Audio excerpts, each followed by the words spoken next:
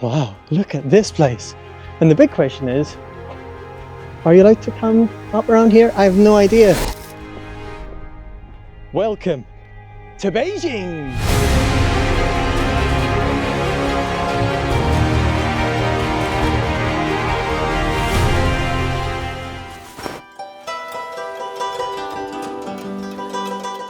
Good morning, everybody. Pretty obvious where I am today. We're here, just standing right outside the Forbidden City.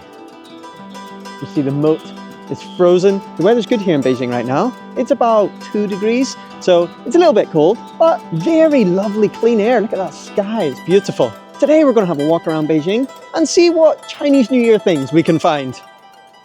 But first, Forbidden City.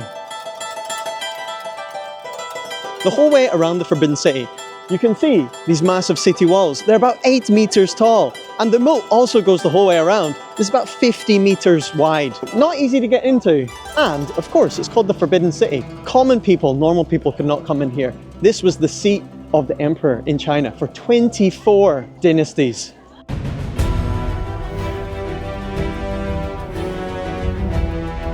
So the first time that you come in through the main gates, you're greeted with a courtyard with 360-degree views of golden roofs, red walls. It is beautiful. And the first thing I notice here, coming just before Spring Festival, there's a lot of people.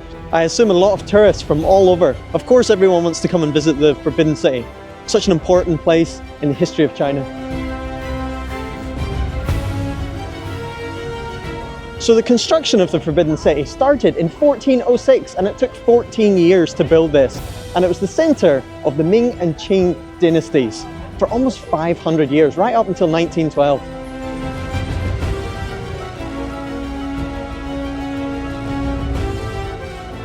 I feel like the Forbidden City is the sort of place that you can't really get the scale, the size of it, until you actually come here. Because I guess a lot of the buildings look rather similar. But here, there's actually over 980 surviving buildings, and the whole area is 180 acres. It is gigantic, like truly massive.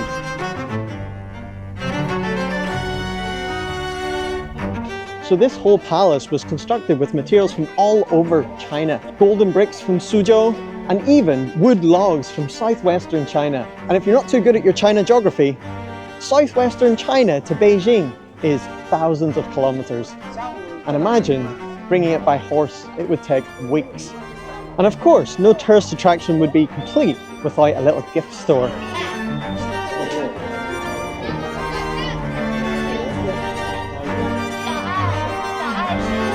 One thing I say about the Palace Museum, you need a bigger shop. Everybody wants to buy something, but there's literally no space. Okay, let's have a look at what we got. First up, I got a lovely notebook. All of my videos, I write all the ideas and what I want to shoot in the notebooks. This is a nice memento. Very nice little notebook. That'll be very useful.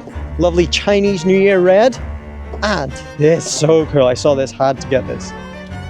We can see. 这边买的。对啊。故宫文创。是的。好厉害，对吧？你觉得呢？这龙、凤、狮子。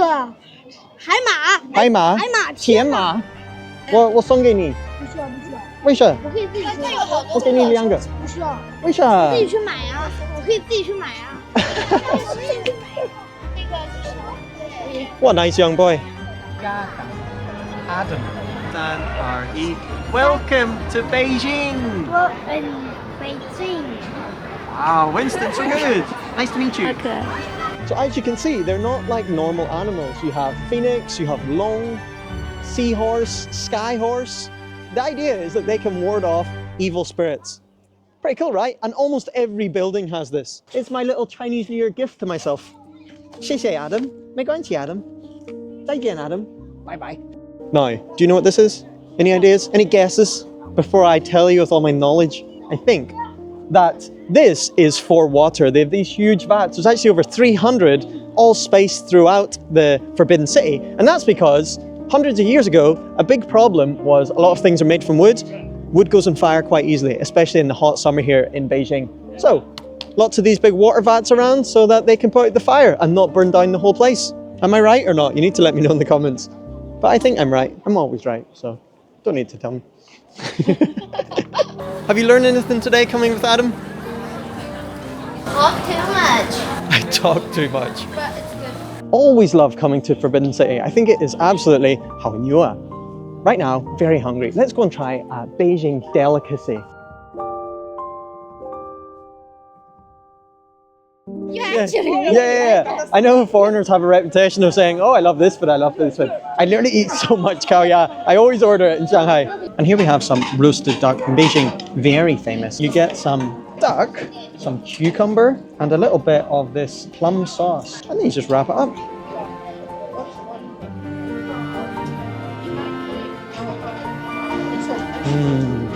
Beijing is just different, right? I think it's because in Beijing the skin is like so well glazed, it's so crispy. And also the sauce, it's just better, it's not too sweet. I think when I order in Shanghai it's very, very sweet and can't really eat too much of it. So later I want to go to another very important palace here in Beijing that I've never been to. But first I need to stop by a hotel. So finish this jjajangmian and then we'll head off.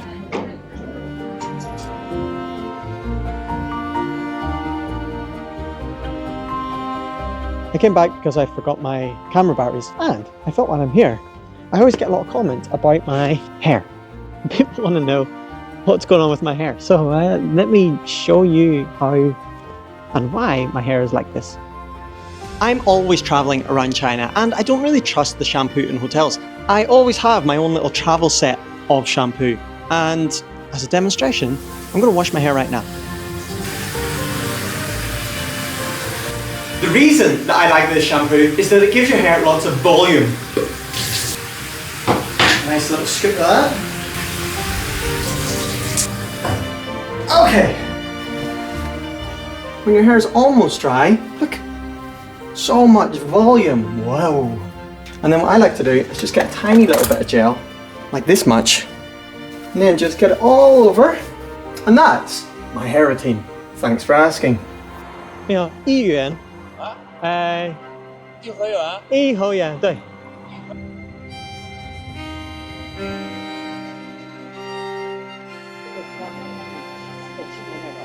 Okay, so we have just arrived at Yiheyan, also known as the Summer Palace. This is where the emperors and the empresses would come during the very hot, dry Beijing summertime. We're about 15 kilometers to the northwest of Beijing city center. And this place is basically known for its very intricate garden design. It takes elements from famous gardens from all over China and it puts them in one place. Wow, that tree's a bit like my hair, isn't it? So the total area of the Summer Palace is about 2.9 square kilometers. It's gigantic. And about 3/4 of that is all water. So there should be some big lakes or something around here.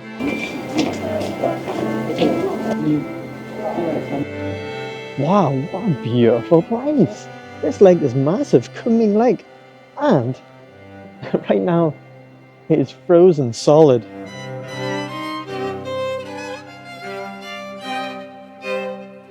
So this place is an absolute maze. I have no idea where I'm going.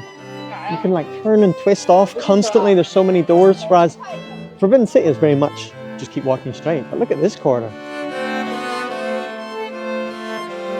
Okay, so this corridor in front of me that I was just walking down is actually called the Long Corridor because it's 728 meters long. And it's actually the longest painted corridor in the whole world. And in the distance, just over there, you can see the 17th Arch Bridge, which goes across the Kunming Lake into this North Island, I believe it's called. And there's some sort of big temple or something on that island that looks very nice.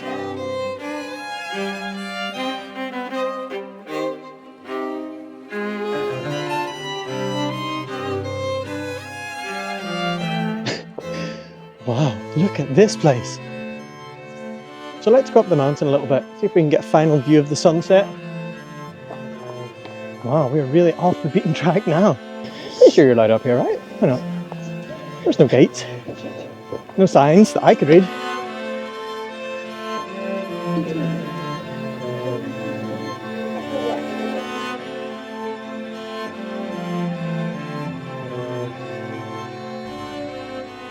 Okay, everybody, I think that will do our day here in Beijing.